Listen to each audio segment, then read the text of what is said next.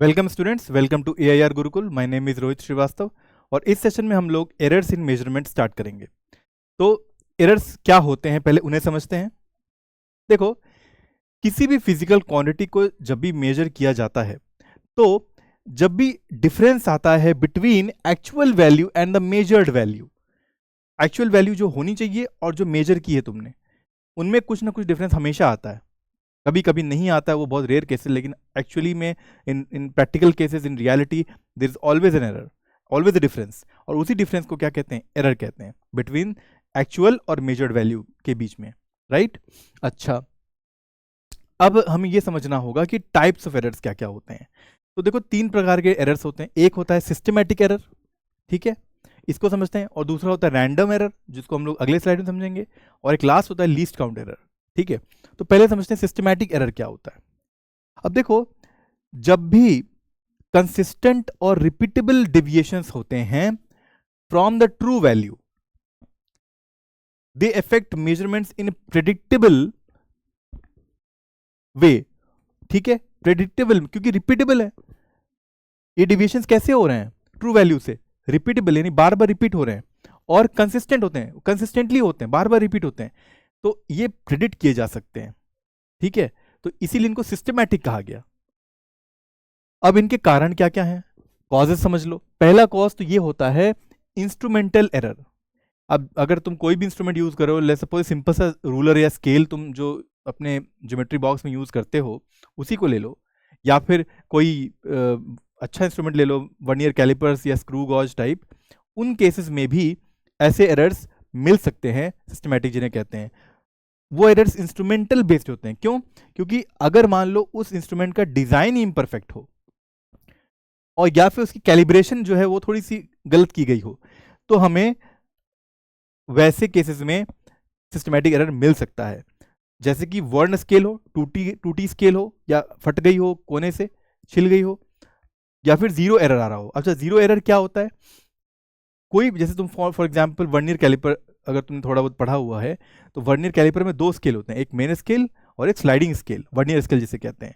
तो जब vernier scale और स्लाइडिंग स्केल को हम लोग जब कुछ भी मेजर नहीं कर रहे होते हैं और सटा देते हैं एकदम से, तब भी उनके बीच में उनकी रेफरेंस लाइन कोइंसाइड नहीं कर रही होती, कुछ गैप, कुछ डिफरेंस रह जाता है, उसी को जीरो एरर कहते हैं, ठीक है। जीरो एरर भी एक तरह का सिस्टमैटिक एरर है, क्योंकि ये बार बार मिलता है। और किस कारण से मिलता है? इनपरफेक्ट डिजाइन के कारण मिलता है। क्योंकि जो वर्नियर स्केल है और मेन स्केल है, उनको एक साथ कोइंसाइड कर देना चाहिए था जीरो पॉइंट पे, लेकिन क्योंकि डिजाइन प्रॉपर नहीं हो पाई, मैन्युफैक्चरिंग प्रॉब्लम आई, जिसकी वजह से ये सिस्टमैटिक एरर डेवलप हुआ। और ये बार बार रिपीट होता है, ये डेविएशन रिपीटेबल होता है, ठीक है। Okay, some other points are available जो कॉजेज में आते हैं, जैसे कि ऑब्जर्वेशन या पर्सनल एरर्स।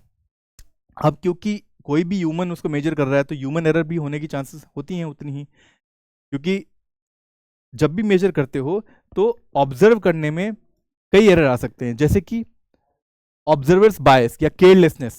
कुछ होते थे perpendicular error, right? If you see it from different angle, जिसको पैरेलल एरर बोलते हैं, उसकी वजह से अगर तुम 90 डिग्री पे देखोगे तो वैल्यू कुछ और आएगी, किसी और एंगल पे देखोगे तो वैल्यू कुछ और आएगी मेजरमेंट की। तो वो किस में आ गया? ह्यूमन एरर में आ गया, या फिर ऑब्जर्वर एरर में आ गया।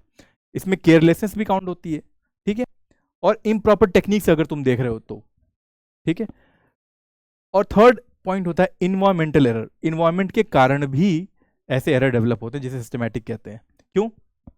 यहाँ इंडिया में जैसा टेम्परेचर है, एटमॉस्फेयर है, ह्यूमिडिटी है, वैसा देश विदेश या other parts of the world में नहीं होगा ना। वहाँ पे सिचुएशन अलग होगी। तो उन इन्वायरमेंट्स के कारण, मान लो डेंसिटी बहुत ठंडी जगह है तो कॉन्ट्रैक्ट हो जाती है मेटल की पीसेस, बहुत गर्म जगह है थोड़ी सी एक्सपैंड हो जाती है मेटल की पीसेस, उनके कारण भी डिफरेंसेस आ जाते हैं मेजरमेंट में, ठीक है। तो इसीलिए फ्रॉम प्लेसेस टू प्लेसेस और from changing environment, this is measured, this systematic error is calculated. और इनको कम किया जा सकता है। कैसे?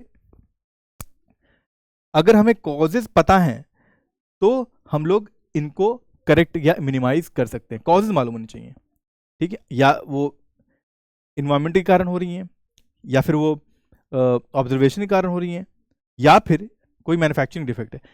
कोई भी प्रॉब्लम लेकिन हमें पता होनी चाहिए, अगर जैसे भी पता चल जाती है वैसे उन पे एक्शन लिया जा सकता है और उनको करेक्ट किया जा सकता है। ठीक है, आगे बढ़ते हैं। What are random errors? ये सेकेंड टाइप ऑफ एरर्स होती हैं, रैंडम एरर्स, इनको समझते हैं। These are irregularly and unpredictable, जैसा सिस्टमैटिक में होता था वो रिपीटेबल होती हैं और प्रिडिक्टेबल होती हैं। डेविएशंस ये बहुत ही इरेगुलर होती हैं और इनको प्रिडिक्ट करना बहुत मुश्किल होता है, ये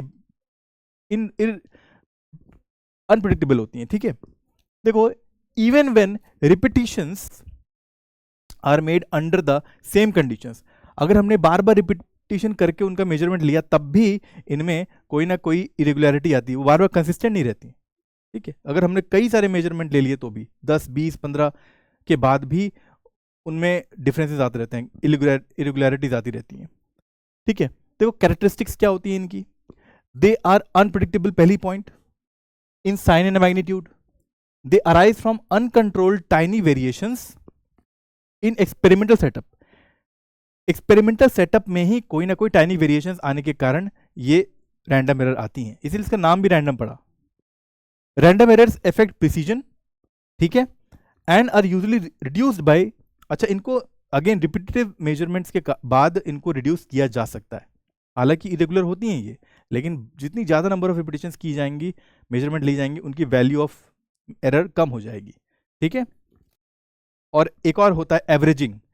तो एवरेज करने से भी, अब एवरेजिंग क्या होता है, मान लो तुमने 10 measurement Lee, N1, N2 up to N10, और उनको 10 से डिवाइड कर दिया, तो क्या हो गया, सारे मेजरमेंट्स का एवरेज आ गया। तो जो एवरेज वैल्यू आएगी that will give you slightly lesser amount of error compare to जो 10 मेजरमेंट्स ली है तुमने उनमें, उनके कंपैरिजन में।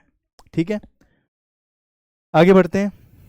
अब एक थर्ड टाइप ऑफ एरर होती है जो कि बहुत ही इंपॉर्टेंट होती है, और यही तुम्हारे सिलेबस में सबसे ज़्यादा यूज होने वाली है न्यूमेरिकल्स में और एक्चुअल प्रैक्टिकल एप्लीकेशन में, which is called as least count error. ये क्या होती है? The error due to the smallest division of measuring instrument is called as least count error. अच्छा, लीस्ट काउंट होता क्या है? लीस्ट काउंट के बारे में मैं जब पढ़ाऊंगा इंस्ट्रूमेंट्स को, या वर्नियर कैलिपर या स्क्रू गॉज, उसमें डिटेल में बताया जाएगा लीस्ट काउंट क्या होता है। लेकिन लीस्ट काउंट को ऐसे समझ लो कि जो मिनिमम कोई भी इंस्ट्रूमेंट किसी भी मेजरमेंट को मेजर कर सकता है, मिनिमम लेंथ या मिनिमम डायमीटर या मिनिमम कोई भी फिजिकल क्वांटिटी, उसे हम लीस्ट काउंट कहते हैं। उससे कम मेजर नहीं किया जा सकता, उसके ऊपर ही मेजर किया जा सकता है, और जो लीस्ट वैल्यू होती है, मिनिमम वैल्यू होती है, उसी को लीस्ट काउंट कहते हैं। ठीक है, तो जैसे मान लो एक रूलर का जो है एक स्केल सिंपल सा लिया तुमने, उसका जो 1 मिलीमीटर स्केल का, that gives ±0.5 mm of uncertainty, ये रूलर का हो गया तुम्हारा लीस्ट काउंट। सिमिलरली एक वर्नियर कैलिपर है, उसका लीस्ट काउंट होता है अराउंड 0.01 सेंटीमीटर, और एक स्फेरोमीटर ले लिया तुमने, उसका होता है 0.001 लीस्ट काउंट। ठीक है, तो लीस्ट काउंट निकालने का अपना फॉर्मूला होता है। स्क्रू गॉज का निकालोगे तो होता है pitch by number of divisions, circular divisions, right. Vernier caliper निकालोगे तो उसका लीस्ट काउंट निकालने का अपना फॉर्मूला होता है, वर्नियर डिवीजंस इनटू एरर। तो ऐसे ही लीस्ट काउंट अलग अलग डिजाइन के इंस्ट्रूमेंट्स के लिए अलग अलग आते हैं, लेकिन जनरल केसेस में 0.01 होता है वर्नियर का, और स्फेरोमीटर का 0.001 होता है लीस्ट काउंट। ठीक है, अब 0 इसलिए कहा गया इसे लीस्ट काउंट एरर, क्योंकि लीस्ट काउंट एरर को एक्चुअल मेजरमेंट में फॉर्मूले में लिखा जाता है।